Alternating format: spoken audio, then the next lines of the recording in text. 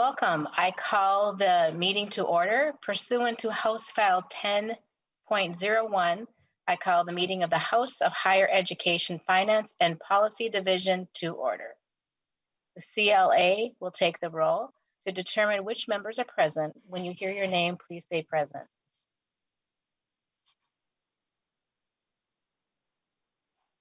Chair Bernardi. Present. Vice Chair Christensen. Present. Representative ONeill. Present. Representative Albright. Present. Representative Daniels. Present. Representative Erickson. Present. Representative Hansen. Present. Representative Heitzman. Present. Representative Howard.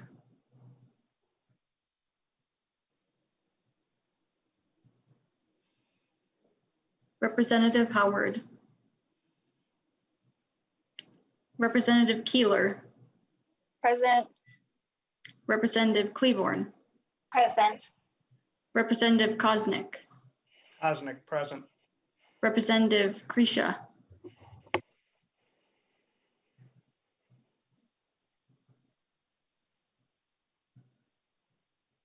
Representative Krisha.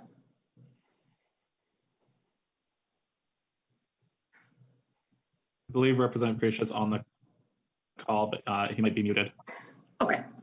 Krisha, present, sorry. Representative Mason.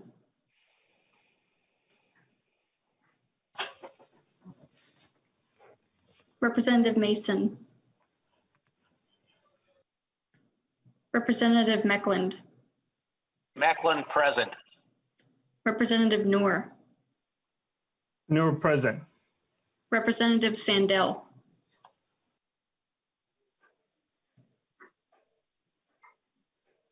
Representative Sandell. Representative Sandsted. Sandsted, present. And Representative Thompson. Present.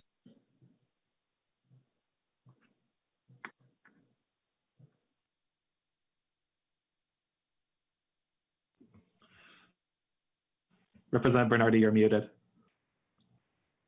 Okay, thank you. We do have a quorum, and thank you. May I have a motion to approve the minutes for January 13th, 2021? So approved. Representative Meckland moves approval of the minutes of January 13th, 2021. Any discussion? Hearing none, those in favor say aye. Aye. Aye. Those opposed? The motion prevails and the minutes for January 13, 2020 are approved. I'm excited for our meeting today. 21. Excuse me. Oh my goodness. Boy, thank you very much for catching that. I will restate that. The motion prevails and the minutes for January 13, 2021 are approved. Next, we'll be hearing from the Office of Higher Education. The Office of Higher Education provides students with financial aid programs and information to help them gain access to post-secondary education.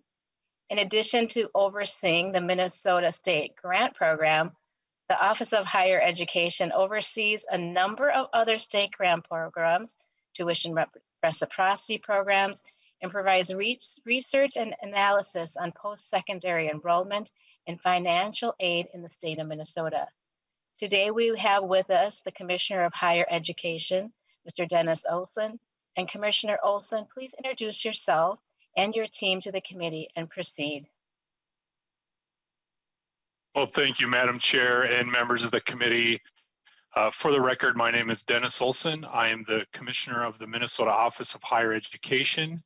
And today with me, I have several managers and staff from the office who will help walk us through an agency overview today. Since we have a majority of the hearing time, we decided to build a comprehensive overview for the committee today and would encourage questions that you may have And Madam Chair, before I begin, would just like to ask you how you would prefer questions, whether you would like them throughout the presentation or to hold questions for the end. Thanks, Commissioner Olson. I think since we have so many people here today and they're doing a deep dive, I think we'll stop after each one and let members ask their questions if that works out for you. Madam Chair, that'll work well. Again, appreciate the opportunity, and we have the agency overview broken up into relevant sections, and we'll try our best to facilitate those transitions when other staff members will be taking that particular content, and we'll try to stop and ask for questions at the end of each section. Madam Chair and members, by way of brief introduction, again, Dennis Olson, the Commissioner of the Minnesota Office of Higher Education. I've been with state service a little over 8 years prior to my appointment by the Walz-Flanagan administration as commissioner. I served as the executive director of the Minnesota Indian Affairs Council, and prior to that served as the director of Indian Education at the Minnesota Department of Education, as well as served some of our tribal nations here in the state, and spent a significant amount of time in various capacities at the University of Minnesota College of Education, primarily working with American Indian high school students on their transition to life after high school, as well as with youth and adults with disabilities. So again, thank you for having us today, and I will jump in to our agency overview. So the Office of Higher Education has established a mission statement, and you'll see that on your screen right now. It's to support the pursuit and completion of a higher education credential by every Minnesotan, regardless of race, gender, or socioeconomic status, in order to enhance our democracy, the state's economic vitality, and individual quality of life. You'll see the agency has numerous responsibilities. The primary responsibility of the Office of Higher Education is to administer state financial aid programs.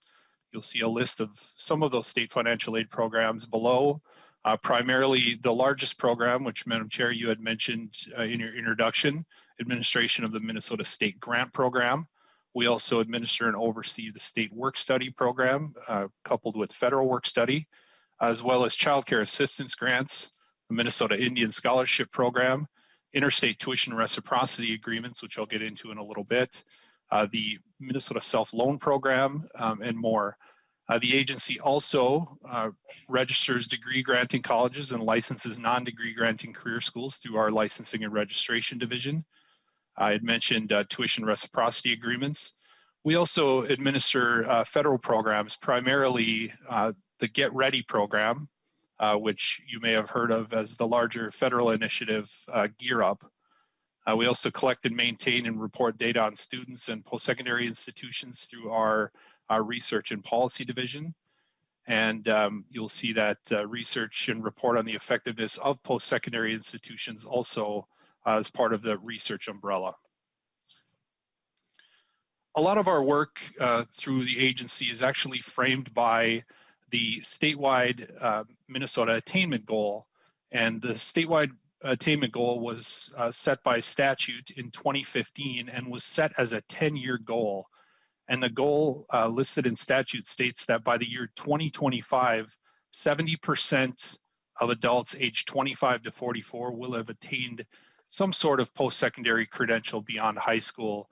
That of course includes certificate programs, associate degrees, bachelor's degrees, and professional and graduate degrees as well. The goal also is unique in that it sets that 70% attainment rate for each racial and ethnic group within Minnesota, but there are also interim benchmarks of 30 and 50% disaggregated by race and ethnicity within the goal. Current data that we have available right now puts Minnesota overall at an attainment rate of 63%. And you can see that we are well on our way to achieving that 70% goal by the year 2025. But in order to do it equitably, we know we have a lot of work to do. Our current estimates estimate that in order to reach that 70% goal, we'll need an additional 100,700 credentials awarded. And again, if we were to reach that equitably, 86% of those new credentials need to be awarded to persons of color and American Indians in Minnesota. You can see the chart on your screen again, that middle all column there representing 63%. Minnesota has a really lofty attainment goal overall when compared to some of the attainment goals set by other states throughout the nation. 70% is one of the highest statewide attainment goals. But you can see that Minnesota also has some of the largest attainment gaps by race and ethnicity, some of the largest leading gaps throughout the nation as well, particularly for American Indian, Hispanic Latino, and Black Minnesotans. This also shows the growth, not only again of the population or the attainment rate per population since the goal was set in 2015. You can see that we're making incremental progress towards our 70% goal. But again, some of those rates growing quicker than others, but you can see progress overall when disaggregated by race and ethnicity.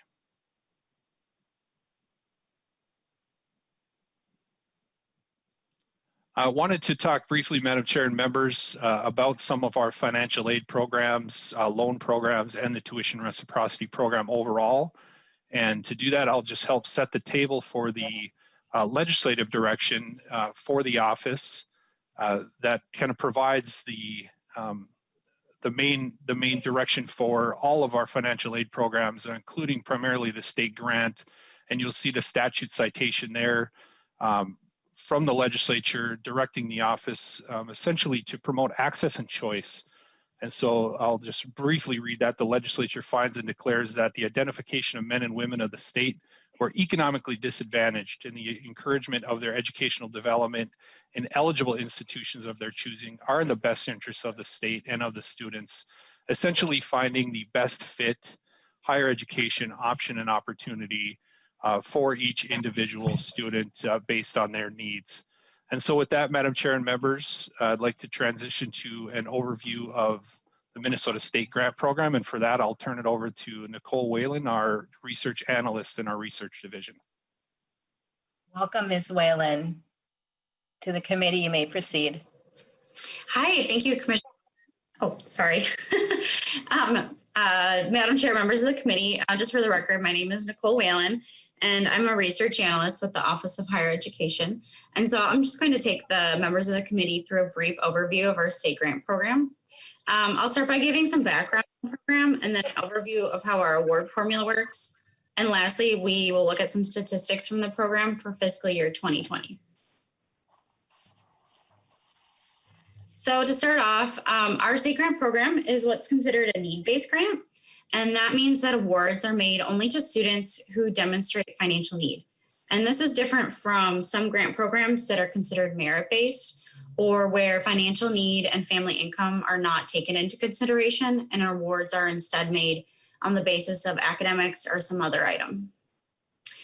To apply for the state grant, a student must first fill out the federal application, free application for federal student aid, or the FAFSA. And this is the same form that is used to apply for all federal aid, including the federal Pell grant. When a student fills out that FAFSA, their information is seamlessly transferred to the application for a state grant as well. And in Minnesota, you can apply for a state grant up to 30 days after the start of the term.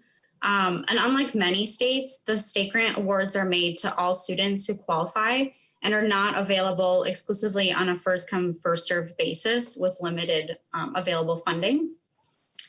Almost all new entering Minnesota resident undergraduates enrolled at a college in Minnesota do complete the FAFSA. And in 2020, last fiscal year, 60% of applicants received a state grant, applicants for the state grant program, that is, with 43% of all Minnesota resident undergraduates receiving a state grant. Annually, the program spends approximately $208 million. And in fiscal year 2020, the program awarded grants to nearly 78,000 students at 87 participating institutions. The state grant program operates on a 2-year budget cycle. And in order to forecast demand for the program, the Office of Higher Education releases state grant projected spending reports every year on November 1st and February 15th. And these projections take into account patterns within state grant applications, including students' family income. And we also receive feedback from our institutional partners regarding anticipated changes in enrollment and tuition and fees. In order to maintain flexibility in the program, state law allows the Office of Higher Education to transfer funds between financial aid programs and between fiscal years within the biennium, and also allows the authority to adjust state grant awards for all students to spend out funding when the program is running a spending balance or when it is facing a deficit.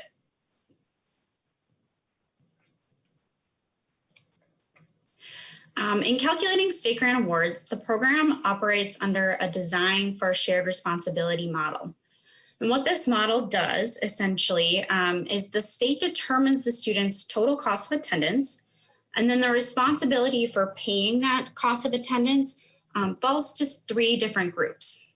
They are the student themselves, the student's family, and then the taxpayer. And the taxpayer's portion is covered through a combination of federal Pell grants as well as state grants. So this is some of the terminology in state law that defines how this model works in practice. To start, the total cost of attendance is calculated by adding the student's recognized tuition and fees with a living and miscellaneous expense allowance. And you can kind of think of that as a cost of living allowance. It's important to note that those students can use the state grant to attend a private institution. Their recognized tuition and fees are capped at those of the highest cost 2- and 4-year public programs. And for this fiscal year, the living and miscellaneous expense allowance is set at $10,530, or approximately 110% of the federal poverty guideline.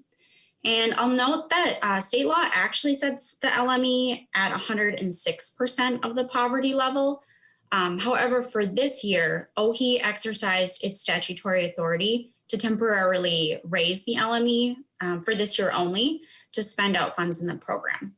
And so that's why you see the LME is slightly higher this year than it typically would be. So after calculating the total cost of attendance, we then subtract the assigned student responsibility, which is currently set equal to 50% of the total cost of attendance. We then subtract the assigned family responsibility, or AFR, and that is derived from the student's FAFSA and then modified according to modifiers that are set in state law. And then the remaining cost is paid by the assigned taxpayer responsibility. And so I just want to give some examples that show how the state grant program parameters that we just talked about compare to some other benchmarks. So on the left-hand side, we look at the living and miscellaneous expense allowance, or that cost of living allowance. Like I mentioned, for fiscal year 21, this is set to $10,530. So when calculating state grant awards, we do ask that students live at a standard just slightly above the poverty level. And that is still much lower than the average 9-month spending that the Bureau of Labor Statistics reports for a person under age 25. So you can see that on the left-hand side there. On the right-hand side, you can see our tuition fee maximums, which are designated by the green bars. And the blue bars represent tuition and fee averages at each of our sectors. So in fiscal year 21, actual tuition and fees ranged from an average of about $38,000 at our private nonprofit colleges to an average of about $6,700 at our Minnesota State college system. And then when it comes to paying that total cost of attendance, the first payer, as I said, is the student themselves. And they are assigned to pay 50% of that total cost of attendance. And we ask this because there's a notion that because the student receives a future benefit from their education, they should have some skin in the game, so to speak. And so that's why we ask for a student contribution. And now students can choose to pay that contribution through a combination of either work, prior savings, or loans that they take out during school. So on the left-hand side here, oh, I'm sorry, can you go back a slide? Thanks. So on the left-hand side, the blue bars represent the average annual assigned student responsibility at different institution types. And there's kind of a range from our two-year colleges to our private and privates in the University of Minnesota. And then on the left, right-hand side, the green bars represent the two primary ways that a student can pay for their education. So a student could choose to work 20 hours a week, for example, at a minimum wage job for most of the year, and they could expect to earn about $10,000 a year before paying taxes. Alternatively, they can choose to take out loans, and as a first-year student, they are eligible to take out up to $5,500 in federal student loans, which actually that amount increases progressively as the student advances through college. And you can see that if you kind of add those two together, through a combination of work and federal loans, a student could conceivably pay for the cost of their student share. However, I should note that working 20 hours a week, which is what's illustrated here, is more than the recommended 12 hours a week that a student should work in order to maintain and keep pace with their academics. Okay, thanks. So after students pay their portion, the Minnesota State Grant policy assigns the remaining portion of recognized price to the student's family. And now the state grant follows the ability to pay principle, in which all families with available income and assets should be expected to contribute to the cost of their child's education. When calculating a state grant award, Minnesota further reduces the expected family contribution that's calculated on the student's FAFSA. Contributions are reduced to 82% of the expected family contribution for dependent students, to 74% for independent students with children, and to 38% for independent students without children. One key thing that's important to note is that, yes, I'm sure you're wondering, independent students are asked to pay both a student share as well as family share, and that's regardless of whether they are married or single. So here I have a little table that sort of shows an example of what these family contributions look like in the current fiscal year. You can see that how much a family is asked to pay varies greatly by the makeup of the family as well as their adjusted gross income. And you can see that despite the state significantly reducing the family share for the independent students without children, they actually do see the largest family shares. While at the low end of the spectrum, our independent students with children see the lowest family shares and are asked to contribute the least. So just to reiterate, we started with the student's total cost of attendance and then subtracted the student's share, which is 50%, then subtracted the family's share, which varies based on the family composition and their annual income. And then any remaining portion of the student's cost of attendance is paid by the taxpayer. This is applied first in the form of federal Pell grants, and any remaining need is paid for by a state grant award. And in fiscal year 21, you can see here Pell grants ranged from $639 to $6,345. And any increases to the federal Pell grant, for example, we just had an increase that was passed right before the new year. Any increases that come to the federal Pell Grant program allow the state the flexibility to modify the state grant program and to ensure that our program keeps up with rising college costs. So last thing, I just have a few summary statistics from the state grant program for last year, and this is fiscal year 2020. So to start here with this chart, if you follow the orange or yellow line, you can see that nearly 60% of state grant recipients last year came from families that earned less than $40,000 a year. So our program does primarily serve the lowest income students. And last year, the largest average combined Pell grant and state grant award was around $6,500, and that's for the year. And that comes from students coming from families earning less than $10,000 a year. You can also see here that although the federal Pell grant largely phases out for families making more than $90,000 a year, the state grant does continue to award students at slightly higher income levels. So this is showing overall state grant spending along with average grants over time. And you can see here that over time, funding for the state grant program has steadily increased, which does result in larger average awards to students. Last year, the average award for all students was around $2,700 a year. But I do want to note that although, that because state grant awards are prorated based on the number of credits a student enrolls in, students who are enrolled full-time actually typically see the larger state grant awards than this. And lastly, this is what Minnesota looks like relative to other states in the nation. And this is for academic year 2018-2019. So this is actually not last year, but the year before. Annually, we spend roughly $1,000 per student on grant aid, which places us just above average in terms of our total financial aid spending. And we actually moved up a couple spots this year, which is great. And that's thanks to increased investment in the state grant for this biennium. Overall, the states above us are a mix of merit-based academic scholarships, as well as some promise scholarships like Tennessee and New York.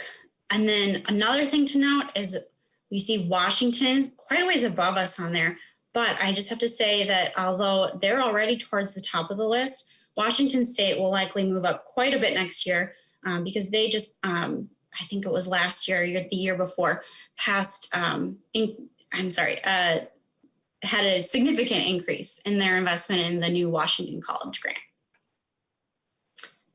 Thanks, and that's all I have for you. I'm happy to take any questions.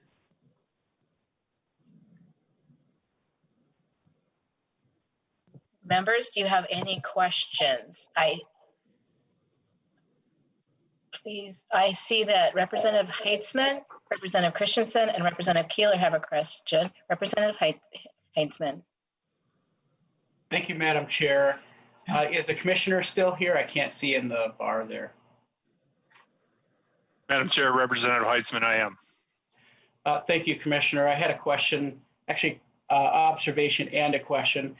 And if I misheard earlier, I apologize. Just wanted to get a clarification.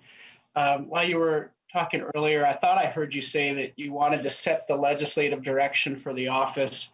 Just want to get a better idea what you meant by that. And then I had a question about PSEO and some constituent issues that have come up in the last few months. Commissioner Olson. Yeah, thank you, Madam Chair and Representative Heitzman.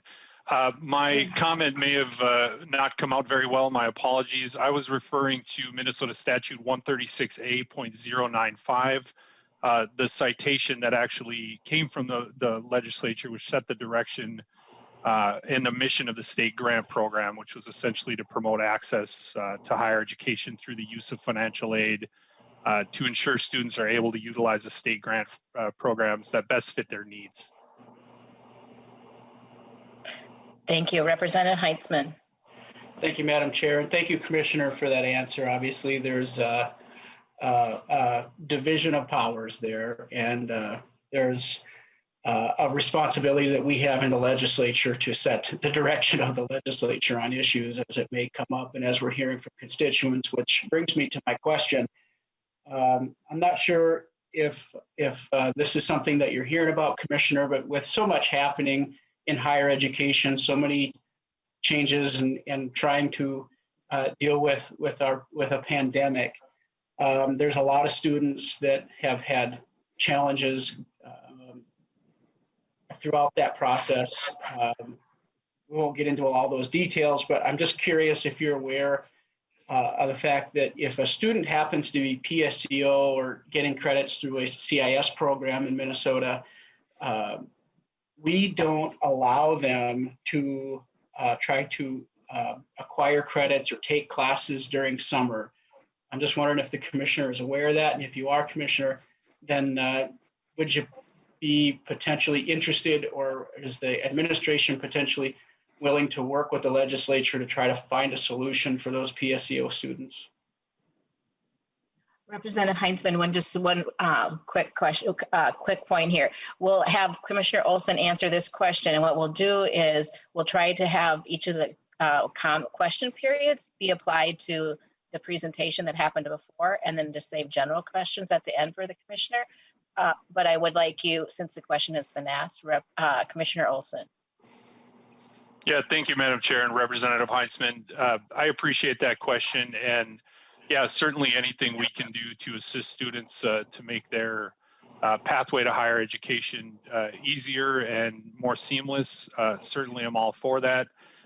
We work in close collaboration with the Minnesota Department of Education as well as independent school districts on concurrent enrollment options, including CIS and PSEO. And in our attainment goal stakeholder meetings, we have heard loud and clear from PSEO advocates, including students themselves, that we need to figure out ways to make it easier for them, not only to earn credits, but also to transfer credits. It's an affordability question, but also an access question. So certainly open and willing to having conversations to improving those processes on behalf of students.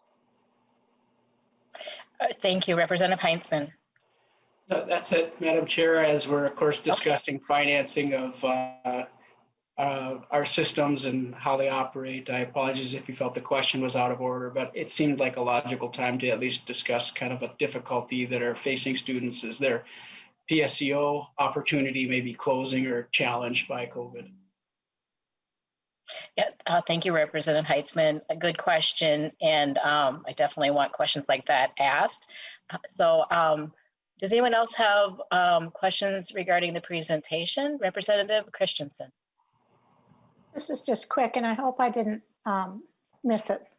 But this is for Ms. Whalen. And what is a promise grant? Ms. Whalen. Thank you, Madam Chair.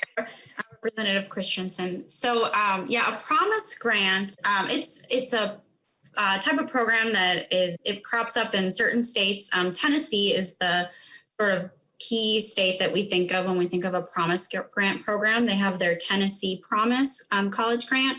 And what that is it's considered a promise because students begin to participate in the program in either middle school or high school.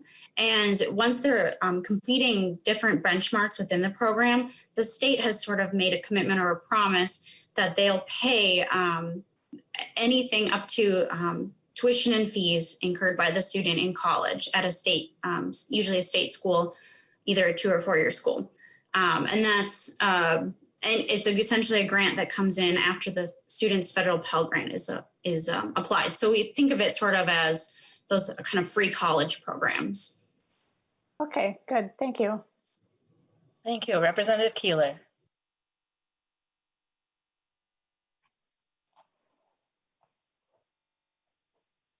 Thank you, Chair, and I really appreciate all of this information. I have one question, and then I have a question that I'll add at the end of this. But Commissioner, you talked about the 70% goal that you have for 2025 and the equitable piece of that, which I appreciate. My question for you is, have you taken into consideration that we're going to change the ACT, SAT requirement? We know that that's one of the barriers when it comes to reaching our underserved populations, when it comes to being even admitted into higher ed. And we know that that's a defining factor when it looks to graduation rates. And so when you look at increasing those numbers and attainment and being equitable, is ACT, SAT a part of that conversation?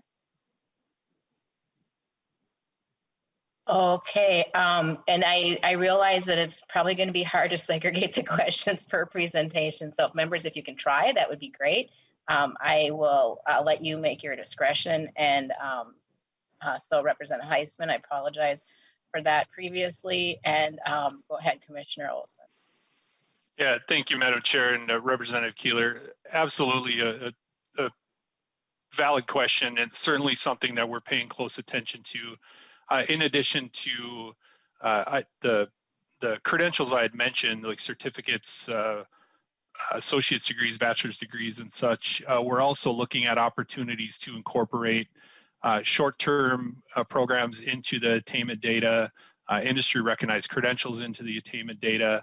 And as we work with the Minnesota Department of Education, and again, similar to my answer to Representative Heitzman's question, look at ways to remove barriers for students. We know that that's one of them, and particularly those institutions that have already made decisions either temporarily because of COVID or ongoing decisions to become test optional or actually not incorporate test data into admissions decisions anymore. Certainly something we're working closely with them on, and so it's part of the conversation. And you're absolutely right; it will inform ongoing attainment data overall. Thank you. Representative ONeill.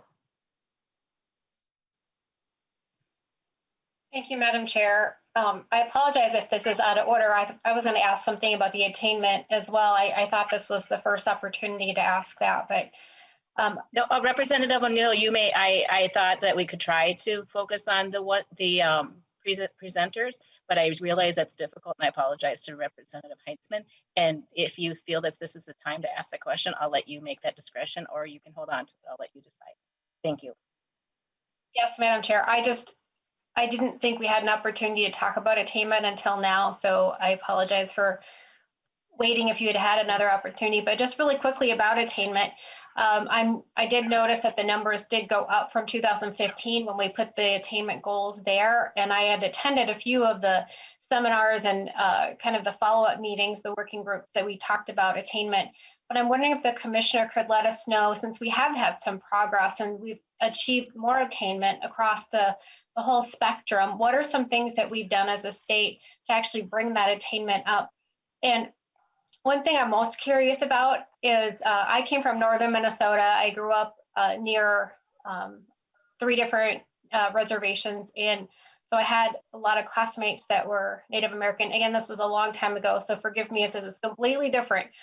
But in my conversations with my classmates, there was a hesitancy for them to go and achieve higher education because they felt that they would be looked down upon, or it wasn't encouraged by their families and their community. And so I'm wondering, has there been a cultural shift in Minnesota in the Native American population to strive and attain higher education since, this was a long time ago that I was in school? And also just what other things have we done since 2015 to grow how many folks we have? I know that the pipeline project was one, but I'm sure there's others. Commissioner Olson. Yeah, thank you, Madam Chair, and Representative ONeill. I'll answer the second part of your question first. And there's a slide later on in the presentation that I hope will get to really the question you're asking about some of the strategies. But one of the ways that we've been working currently to help increase attainment is to actually talk to local communities and local service providers and find out what initiatives are going on locally that are proving to be effective. We have an initiative called Forward Together, which again, I'll talk about a little bit later. But we had a series of community meetings, including meetings in tribal nations, in reservation areas, primarily with tribal colleges, to find out, just those strategies that are working. And what we've seen with our tribal nations is really that strong sense of community support, that it's not simply about going to school and attaining a credential, but it really is pointing to the greater purpose in a cultural context, about what service to your community you'll be able to provide following completion of a credential. And so there's plenty of strategies there. I will just say, overall continued support and increased investment has directly attributed to increased attainment. When students have adequate financial aid support, as well as other wraparound supports, they tend to complete their degree and not only persist but complete. you know, and plenty of other strategies that you'll see throughout the presentation. And to your first question, certainly pipeline is one of them. And so, you know, Madam Chair and Representative ONeill, if I can almost pause to answer that question, I think it may be answered throughout the remainder of the presentation here. Representative ONeill. Oh, absolutely. Let's just continue on with the presentation. It's 52 pages long, and so I'm looking forward to the full presentation. Thank you, Representative ONeill. And I'm going to see if anyone else has a question. I see no questions right now. So we will move on to the next presentation. And if anyone does have questions for the first part of the presentation for Commissioner Olson, we didn't pause after that. And so that was a good point, Representative ONeill. So thank you. We'll move on. Commissioner Olson, if you could introduce our next presenter. Yeah, thank you, Madam Chair. And just one thing that came to mind to Representative ONeill is, you know, one of the key things is that colleges are really making attainment a priority. We've had attainment stakeholder groups that have come together over the course of the last few years, really since the goal was set by the legislature in 2015. And, you know, we know colleges and really our higher ed systems overall are making attainment a priority. You know, we see the Minnesota State system developing their Equity 2030 initiative and Equity by Design. And so we're really seeing an intentional focus on that. But with that, Madam Chair and committee members, I'd like to introduce Megan Fitzgibbon, our financial aid manager in our financial aid division, to walk through dual training grants. Welcome, Ms. Fitzgibbon. Please proceed. Thank you, Commissioner Olson and Chair Bernardi. For the record, my name is Megan Fitzgibbon, and I'm at the Office of Higher Education. I'm here to provide an overview of the dual training grants. I was really excited to hear we've already kind of mentioned the pipeline program, and this is our program at the Office of Higher Education that supports the pipeline program that's at the Department of Labor and Industry. Dual training grants at the Office of Higher Ed support dual training programs offered by employers across the state. We do have a majority of our grantees that are in Greater Minnesota, but they are kind of spread around the whole state. Grants can be awarded up to $6,000 per trainee with an annual max of $150,000. If you don't know about dual training programs, dual training programs are combine on-the-job training with related instruction for a comprehensive learning model. One example of a dual training program is an apprenticeship program. In Minnesota, the Department of Labor and Industry supports a number of registered apprenticeship programs. Those are considered dual training programs, but the dual training grant can be awarded for programs that aren't necessarily registered apprenticeship programs, but it's kind of a similar model. Again, we do administer this program in coordination with the Department of Labor and Industry. The grants are awarded for programs that are within the 4 pipeline program industries, which are advanced manufacturing, agriculture, healthcare services, and information technology. And for grants to be awarded, the programs do have to result in the trainees earning at least one industry recognized credential, diploma, or degree. And we do have students or trainees in programs that are, anywhere from short-term welding credentials, where they might earn, multiple credentials in a welding or other similar manufacturing pipeline, all the way up to trainees that are at master's degree levels. And through the work since 2015, in our monitoring of the grant with employers and participating grantees, this program itself has really been proven to aid in the recruitment and increasing worker retention among many of the employers that have received the grant. We hear time and time again from grantees and from employers that this helped them find new workers because they, were using the grant as a way to get people in the door, and also around, retaining incumbent workers who may, and upskilling them, getting them, the training that they need for other opportunities. This program's been around since 2015, and over that time, we've awarded 210 grants to 104 grantees. We've had 1,800 dual trainees participate at 60 different training providers.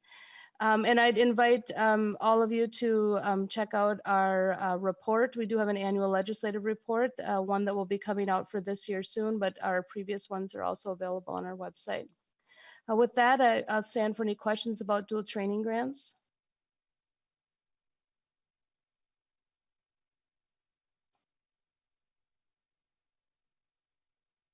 Members, are there any questions? I have Representative Thompson.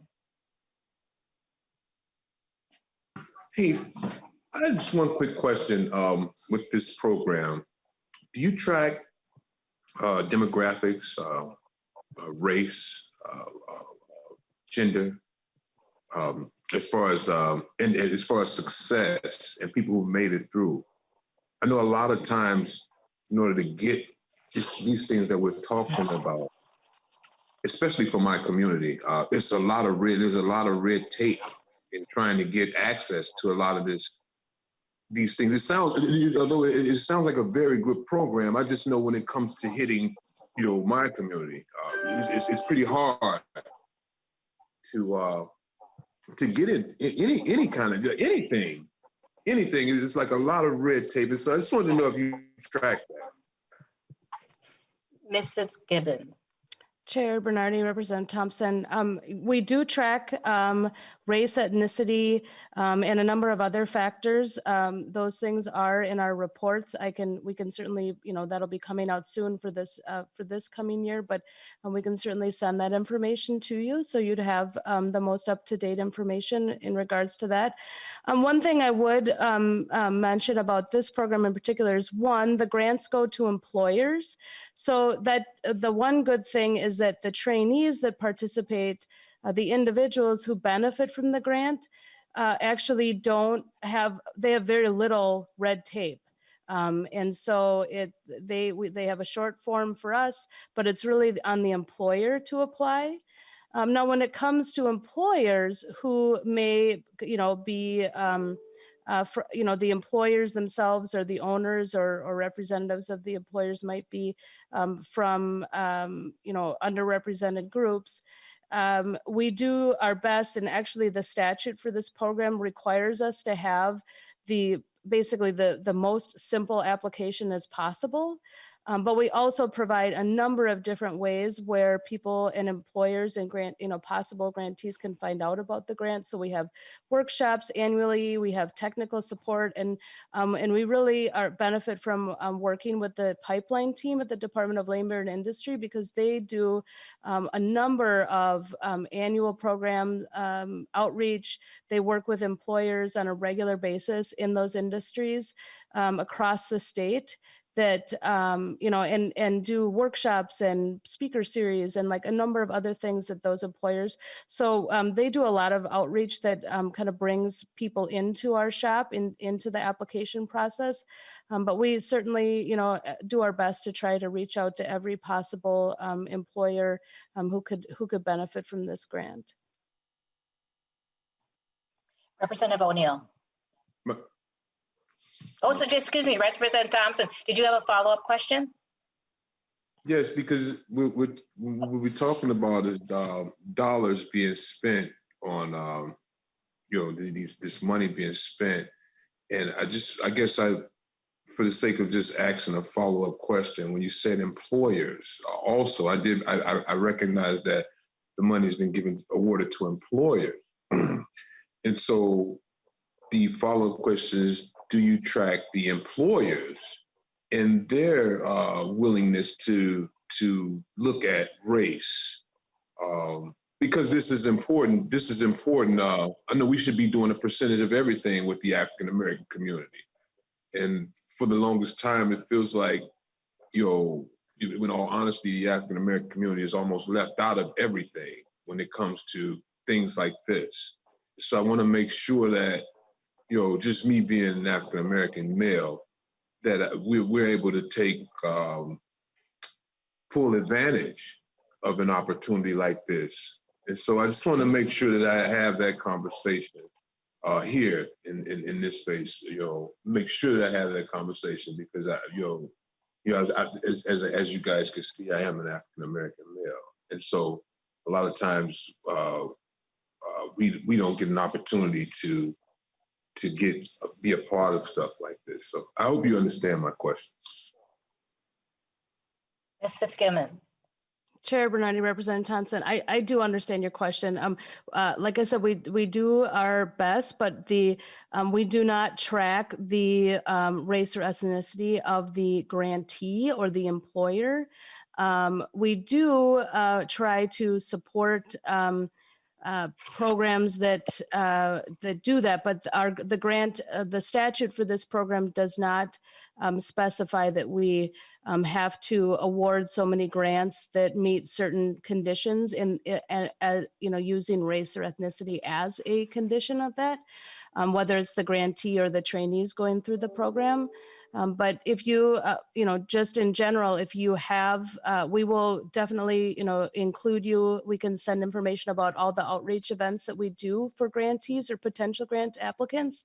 And feel free to reach out and send people, send organizations our way so we can make sure we get the information out to them as well.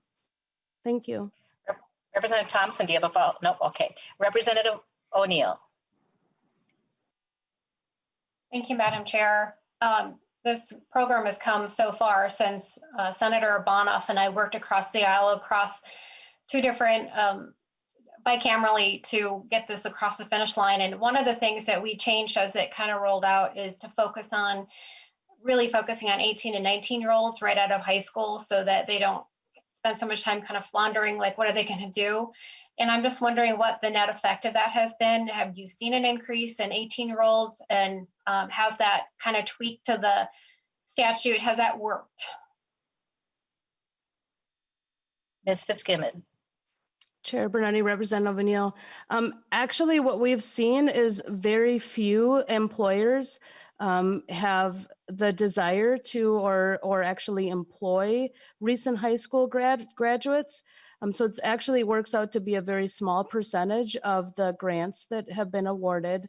There's definitely it's a certain subset of the grant applicants and the grantees.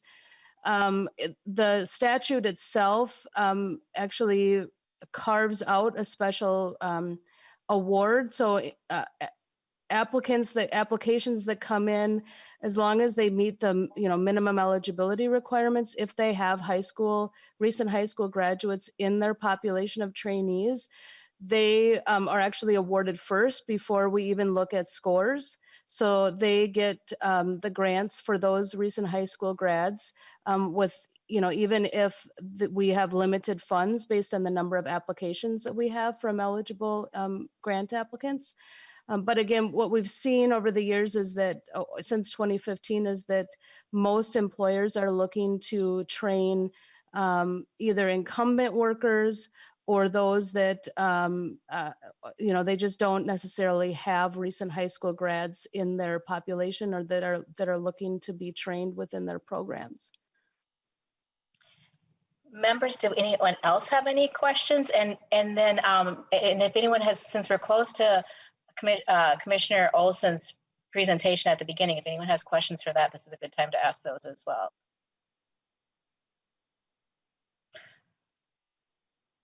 I'll wait just a moment here. Make sure nobody shows up in the hands. Okay. I don't see any more further questions at this point. Commissioner Olson. Thank you, Madam Chair. I'm going to just talk briefly about a few of our other financial aid programs. We had talked about some of our larger financial aid programs being the state grant program and the dual training grants. The office also oversees numerous smaller financial aid programs as well.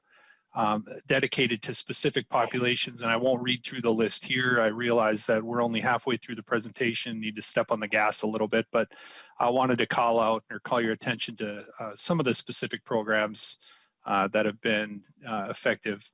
The first on the list there is the post-secondary child care grant.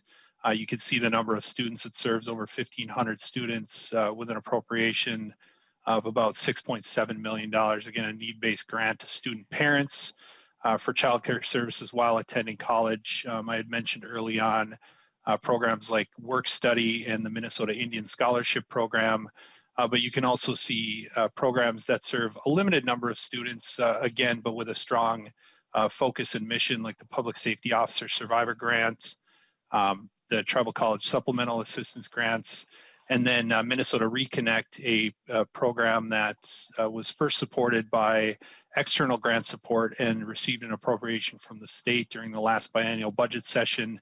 And has a specific focus on adult learners that are attending Minnesota state colleges. That awards them scholarships and additional funds to resolve unpaid financial holds, essentially an opportunity to re-engage adult students that have either dropped out or stopped out for one reason or another. And then, of course, Ms. Fitzgibbon just mentioned dual training grants. On the next slide, you'll see we also have a couple of teacher programs, both teacher candidate grants as well as a teacher shortage loan repayment program, again, with the number of borrowers and associated amounts there. And then large animal veterinary and ag programs, as well as aviation loan repayment program, and a program focused on public defenders and prosecutors who are serving the public, an opportunity there for loan repayment. And then finally, a grant program for students with intellectual and developmental disabilities, providing financial assistance to students with disabilities who attend transition programs at Minnesota eligible post-secondary institutions. And not sure if there's questions there. If not, Madam Chair, I'd love to transition to Marilyn Keiser, our manager of self loans in the SelfRefi program, to walk through the self loan program. Okay, and I was looking at that. I think something got duplicated twice on that chart. You just might want to check that chart. And so I was like looking at that, wondering if I was going to mention that. But so did you say we are now going to go to Ms. Keiser to talk about the self manager program? And do you have like how many presenters left? 5?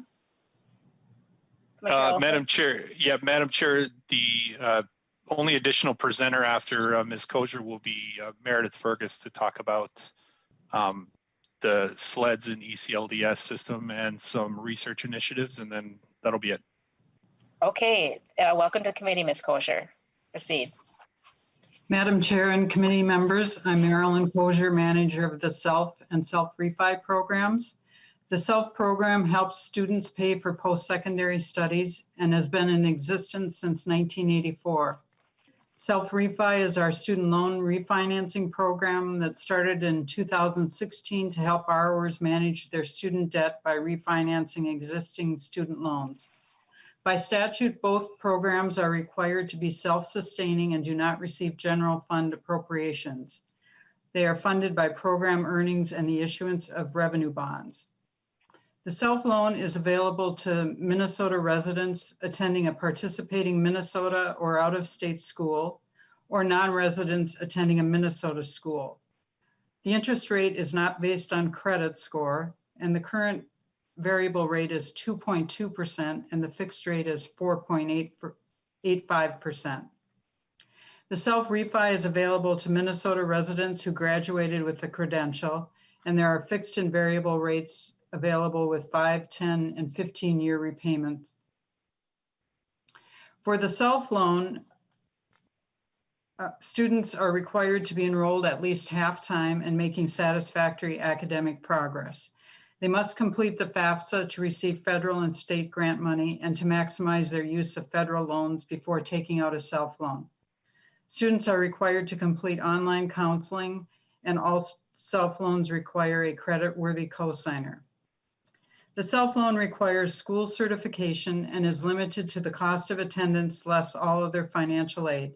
Annual limits are $20,000 per year for bachelor's and graduate programs, $10,000 for programs 1 to 3 years in length, and $3,500 for programs less than a year. The refi program is restricted to current Minnesota residents who have earned a degree or a certificate. Credit scores are not used to determine interest rates. However, scores do determine eligibility. The borrower must have a FICO score of 700 or higher to qualify without a cosigner, and a FICO score of at least 650 to qualify with a cosigner. The borrower must be employed in order to satisfy the debt-to-income requirements, unless they're applying with a spouse as their cosigner and using household income. The debt-to-income ratio cannot be greater than 45 to 60%. Cosigners are required to have a minimum FICO score of 700 and a maximum debt-to-income ratio of 60%. There is a cosigner release option after 48 on-time payments. The minimum refi loan is $10,000 and the maximum amount is $70,000 for bachelor's and graduate degrees and $25,000 for associate degrees. Borrowers are able to refinance private, self, and federal loans. The variable rates for the refi range from 2.5% to 3.85% and 3.8% to 5.3% for the fixed rate. And the borrower's interest rate is based on the term selected, either 5, 10, or 15 years, and not their credit score. There are many reasons people choose to refinance their loans, and our 5-year variable rate has been popular because of the lower interest rate. People looking to buy a car or home may be more concerned with reducing their monthly student loan payment by extending the term, reducing interest expense, or a combination of the two. People also have the opportunity to select the fixed or variable rate option, which may be different than what their original loan was. A refi loan can encompass a number of factors since the loans being refinanced have different characteristics. Any questions? I'm available to answer. I will check with our members. And members, do you have any questions? I will wait just a moment here to see if we have any hands raised. I do not see any hands raised, but members are always asked, can ask a question towards the end as well. Does that conclude your presentation, Ms. Kosher? Yes, it does, Madam Chair. Okay, thank you very much. Commissioner Olson. I believe Representative Kosnick. Yeah, very good. Thank you very much. Representative Kosnick. Thank you, Madam Chair. Tinkering around trying to find the right buttons to get the mute off and the hand up. I just kind of missed, could you repeat where's the funding coming from on the self loans and the SelfRefi? You said something about bonding, or I didn't quite catch that. Ms. Kosher.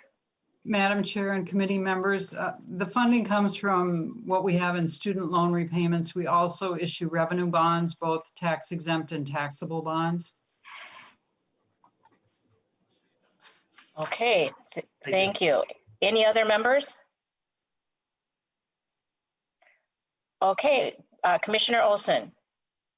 Thank you, Madam Chair. Moving right along, I had mentioned early on in the presentation that we also oversee and administer interstate tuition reciprocity agreements, and just wanted to show a couple of graphics here. This is the enrollment number for fall 2018 on our tuition reciprocity agreements. You could see in the fall of 2018, a total of 40,639 students participated in tuition reciprocity. Of those participating students, 27,299 were Minnesota residents that were enrolled in reciprocity institutions in Wisconsin, North Dakota, South Dakota, Iowa, and Manitoba, and 13,340 were residents of reciprocity states that were enrolled in Minnesota public post-secondary institutions. And you can see the arrows there representing the flow of students both to Minnesota as well as out to participating states in the agreements. On the following slide, you can see the interstate payments. Essentially, Wisconsin, through our agreement, pays us, and we in turn pay North Dakota, and have a net revenue to Minnesota, net program revenue of $500,000 because of those agreements. And then I have next just a brief slide on the Minnesota College Savings Plan. The Office of Higher Education also oversees and administers Minnesota's College Savings Plan, which is essentially a state-sponsored tax advantage 529 college savings plan that of course helps students and families plan for and pay for the cost of education. This plan was created by the state of Minnesota as a tax advantage way to help people save for the cost of higher ed. And the funds can, of course, because of the federal statute, be utilized for more than just tuition. These costs can include required fees, room and board costs, as well as book supplies and other related technology costs. And Madam Chair, due to time, I'd like to turn it over, if possible, to Meredith Fergus to talk about our research division, particularly with a focus on the statewide longitudinal educational data system, SLEDs. Thank you, Ms. Ferguson. Sorry, excuse me. Thank you, Madam Chair. Happy 2021. It's good to see you all again. For the record, my name is Meredith Fergus. I am the Manager of Research and SLEDs for the Office of Higher Education. On the next slide, you'll kind of see an overview of SLEDs, which is the statewide longitudinal education data system, as well as the early childhood longitudinal education data system. Both systems are funded through the Office of Higher Education's budget, but they are actually cross-agency systems in partnership with the Minnesota Department of Employment, Economic Development, the Department of Education, the Department of Health, the Office of Higher Education, the University of Minnesota, the Minnesota Private Colleges, and Minnesota State Universities, Ramsey County, and there's probably a couple others I've forgotten in there. Both systems are running strong. On the SLED side, we have actually expanded our outreach and training. So prior to COVID, we actually contracted with all 9 of the state's educational service cooperatives to provide hands-on assistance to school principals, superintendents, as well as staff to use their SLEDs data to understand and evaluate the post-secondary and workforce outcomes of their graduates as well as their students. A couple of key projects from this year that we had is that we actually did an evaluation of employment outcomes for youth in conjunction with Hennepin County. We also did employment outcomes for students who are taking career and technical education, as well as post-secondary outcomes for students who experienced homelessness while in K-12. One of our larger projects is what we call a Tracing Pathways report, where we actually followed all 9th graders from 2006 through 2014 to find out how many of them at age 27 were achieving a family sustaining wage and working in Minnesota. And so there's some really kind of cool research that we can share with you. On the early childhood longitudinal data side, the 2020 year has definitely sparked some great use of the early childhood longitudinal data system. Because it is a data system that functions more on the human service and health side, you should know that ecldsmn.gov is actually a resource for you to use, as it contains a map of support programs and resources, including COVID-19 testing sites for Minnesota. And that was developed in conjunction with the Minnesota Department of Health. It also includes a census data tool, and we are the only source in the nation that allows you to disaggregate census data in smaller age bands for kids 0 through 5 to understand their parental characteristics, as well as their enrollment in early childhood education. And so those are some of the cool factors. Looking ahead to 2021, we're actually looking to expand the research using personal learning plan data and how they impact student outcomes. We have a pilot group of high schools. We're looking to expand equity reporting, and we're looking to develop new partnerships, especially at that local level. We're working with the Southwest West Central Service Co-op to understand which students who live in and around Mankato and graduate from Mankato high schools actually stay in Mankato to work and go to college, and how that looks and what the factors are that encourage them to stay local. And that's going to hopefully be in conjunction with the Center for Rural Policy.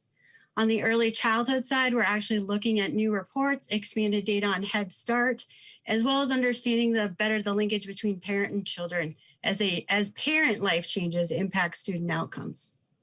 So that's just your quick 60-second overview of longitudinal data. You should know that both systems are actually used for both state mandated reporting and federal mandated reporting by the various state agencies. In addition, the research department at the Office of Higher Education produces over 30 reports annually. Within kind of the broader realm that you should know about is study abroad. This is the incidence and deaths data that we are mandated to collect from colleges. So the number of students while on study abroad who have a hospitalization or a death.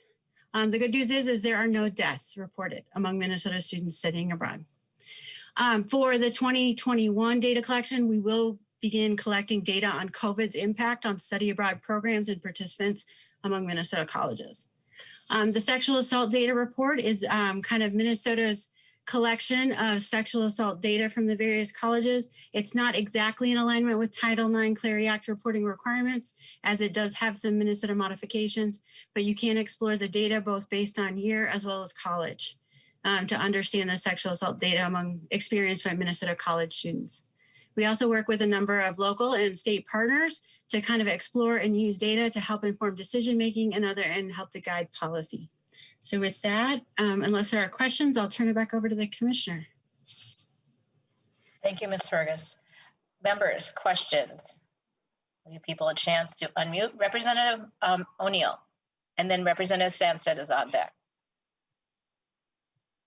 Thank you, Madam Chair. Just really quickly, the sexual assault data was a bill that I did a few years back. And so I was just curious, have you been told, or are you getting reports back from students or from families that have used it and find it valuable? Or I don't know if you have any feedback about that. Ms. Fergus. Madam Commissioner and Representative ONeill, I'll have to check with our staff. I'm a little bit removed from that process, but let me check with my staff person in charge of that, and I'll get back to you. Representative Stansted. Thank you, Madam Chair. My question is actually regarding a couple slides back, but when we were looking at states with reciprocity, it looked like there were more Minnesota students leaving to go to other states than we were bringing in. And if I looked at that accurately, my question would be, do we have any information why we have more students leaving than we're, drawing in? Is it cost? Is it programming? Is there any information around that? Who would like to answer that question?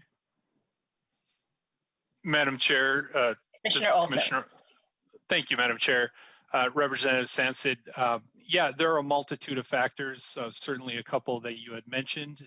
I will make sure to point you to the Interstate Tuition Reciprocity Report that is published annually by the office that outlines and walks through some of those additional factors. We do have some staff members on the presentation today that may be able to jump in. I don't know if Dr. Sanford is on the line. Yes, Commissioner. Dr. Sanford. Thank you, Madam Chair and committee members. One of the largest reasons for the difference is just the difference in state population sizes. For example, North Dakota's state population is about 1/5 or 7th, I believe, of Minnesota's population. So just due to sheer population size, we're typically going to have more students going than they are going to have coming to Minnesota.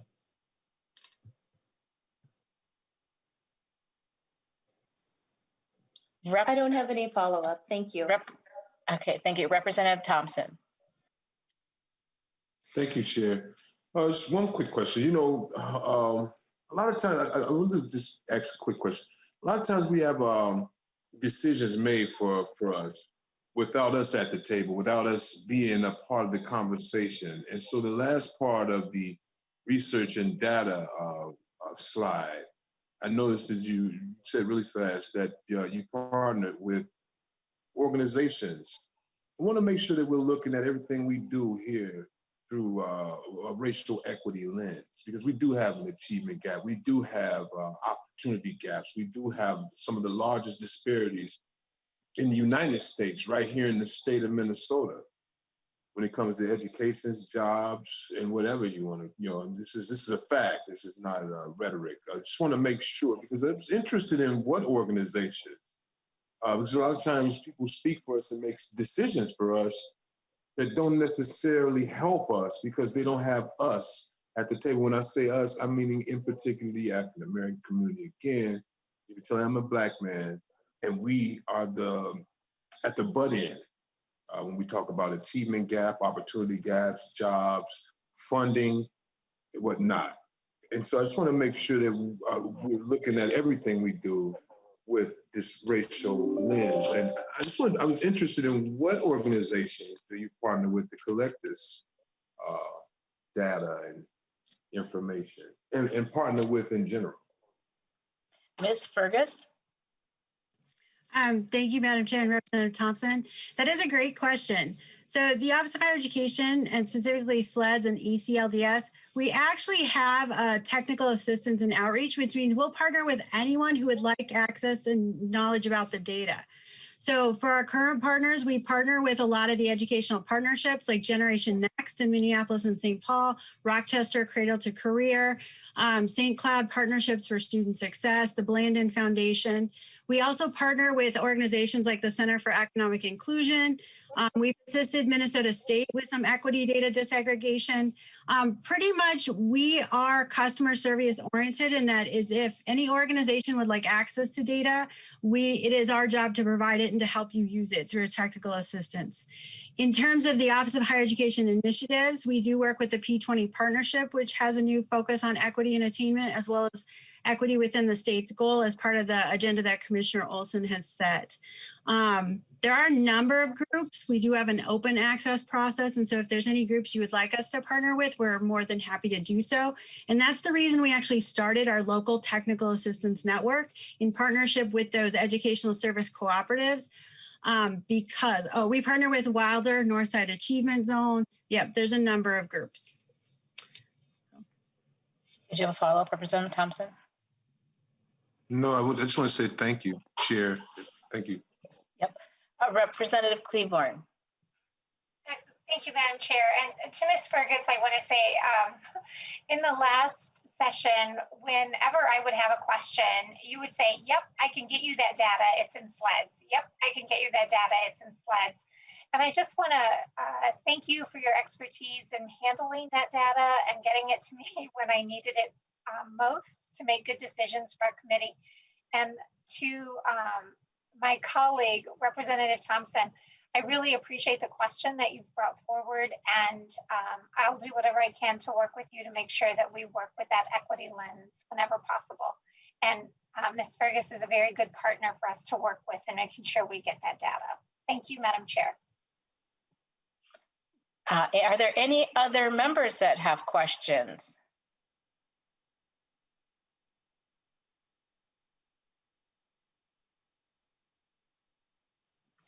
Okay, well, okay, Representative Mecklin.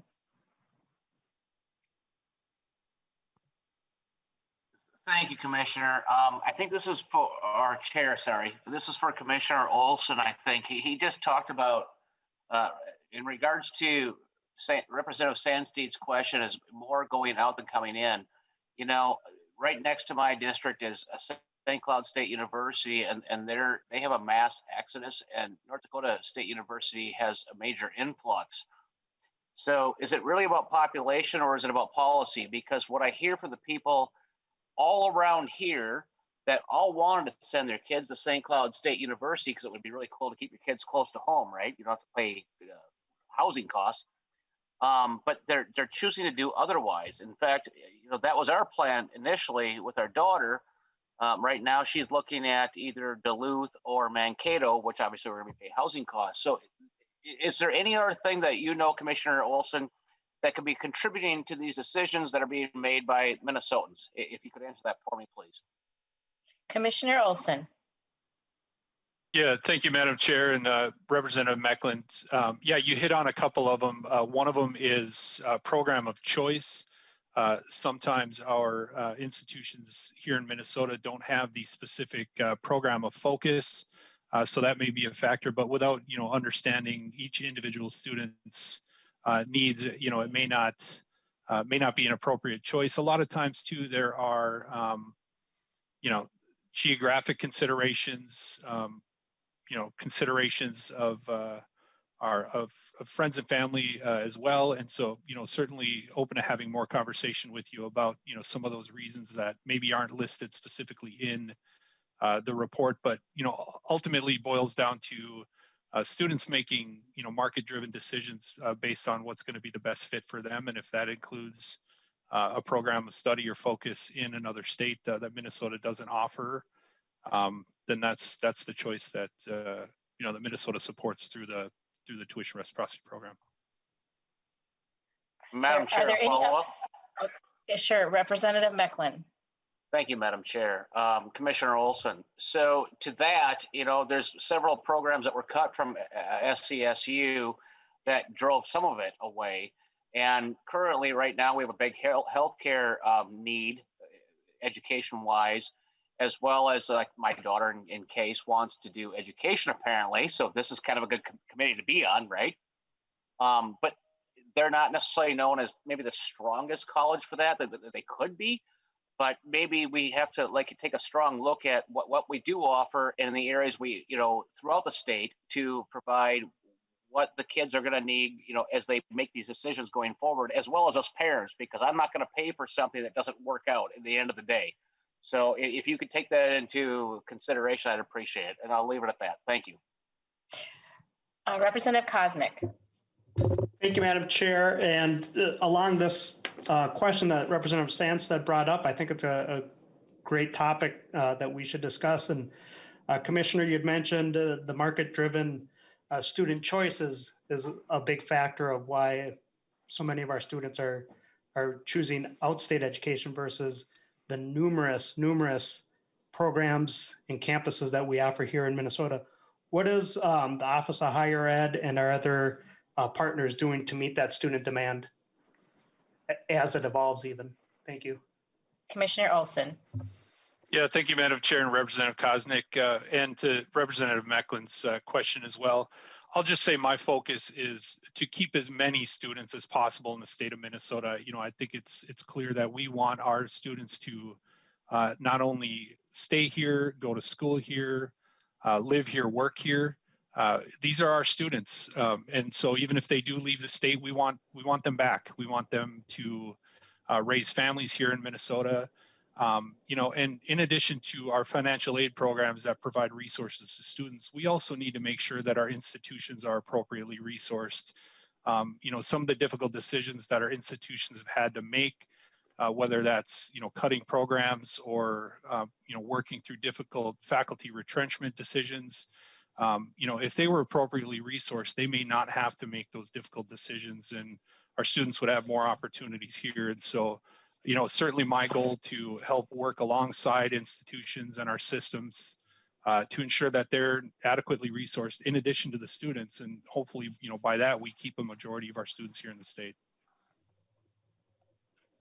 Members, are there, oh yeah, Representative Koznick, did you have a follow-up? Nope, just thanking you for allowing the question. Okay, thank you. I heard your voice. Representative, no, does anyone else have any questions before we have Commissioner Olson wrap up?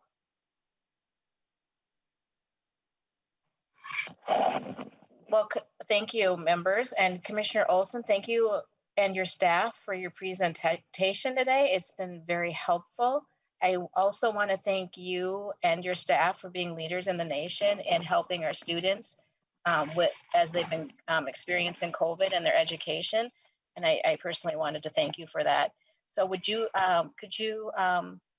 do your closing remarks, please? Yeah, thank you, Madam Chair. And my apologies for, building such a comprehensive overview that we weren't able to get through it all. Hopefully and that's fine. Hopefully you and members have the remaining slides. I do just want to highlight a couple of them, particularly slide 48. I talked briefly in response to Representative ONeill's question about some strategies, and I had mentioned the Forward Together initiative, which is aiming to work with local communities in response not only to help support some of their initiatives that have been locally grown, particularly focused in Greater Minnesota, but also, to help us as an agency understand what we need to better put forth and stand up in terms of initiatives to help support communities and really to raise up effective strategies that may be a good fit for the state overall. And so I'll just briefly recap. Last year we held meetings in St. Cloud and Rochester, in Moorhead, Mankato, and Cass Lake. So we worked with, for instance, in Cass Lake, the Leech Lake Tribal College to better understand some of their local challenges in meeting the needs of their students, working with St. Cloud Chamber as well as St. Cloud Promise neighborhood. And really we are revamping some of our outreach efforts to help support some of those initiatives too. And so, are hopeful this year, even though virtually, we want to have some meetings throughout the state in additional communities, as well as circle back with those communities. So it wasn't a one-time visit, but to make sure that we're continuing to support them throughout their journey in developing local initiatives. And then through that, we want to develop a network of community representatives from the community. And I think that gets to Representative Thompson's questions about, who we have at the table. It's certainly my vision that, we are disaggregating data to the smallest level possible to better understand our achievement gap, our attainment gap, the reasons why communities don't feel supported or represented. That's certainly a personal and professional vision of mine. But we want to make sure that we have community representatives at the table, working with our ethnic councils in the states, hosting educational opportunities in the agency for improved outreach and communications too. So we're not only helping to support all of our students and all of our higher ed partners in the state, but that we're improving ourselves as an agency as well. And I'll wrap up by saying, certainly thank you for the opportunity, Madam Chair and members, to address you today. And we will certainly be back, hopefully soon here with the release of the governor's budget next week, and look forward to working with you throughout the remainder of the session. So thank you once again. Thank you, Commissioner. And we actually have 4 minutes left. So if there's a slide that you wanted to share, you are welcome to share. I thought Ms. Fergus was the last presenter, so I apologize for having you wrap up. Did you have anything else that you wanted to share that you, before we leave? I just need 1 minute at the end. Yeah, thank you, Madam Chair and members. I failed to mention, I also had our Manager of Institutional Licensing and Registration, Betsy Talbot, on deck, who was going to share just a brief overview of our regulatory responsibility on behalf of the agency as part of the regulatory triad in combination with the U.S. Department of Education as well as accrediting agencies. And so she was going to briefly walk through, and I know a couple of members on the committee had extensive experience with Betsy Talbot during the abrupt closure of Argosy University last year. And so she was going to briefly walk through. If we could take a quick minute, Madam Chair, just to do that, I think it would really help members understand the other responsibilities of the agency. Okay, let's do that since we would like to get this wrapped up. And I just want to, I have something to summarize at the end. Oh, so Ms. Talbot. Thank you, Madam Chair and committee members. Some of you may know me from before, like Commissioner Olson had mentioned. I'm responsible for the licensure and registration of private institutions that operate in the state of Minnesota. That involves approving curriculum, monitoring their financial viability, looking at their advertisement, and how they recruit students. This is important as a consumer protection for those students. We also provide information to institutions about higher education trends and issues and hold special working groups with them. Our processes are funded by fees that are paid by these institutions. And then we also help with student advocacy, including working with students and institutions to resolve student complaints.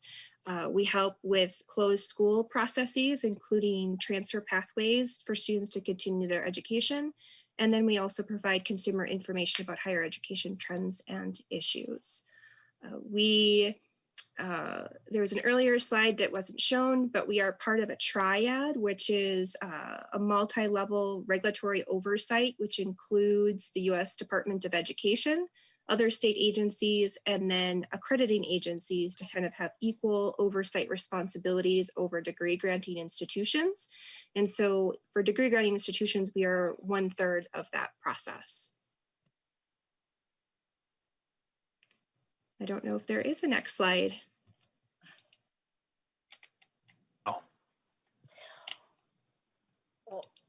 Well, actually, is there more that you needed to share? Because we're 1 minute away from our end, and being that we're doing Zoom now, I do have a member question and possibly 2 more.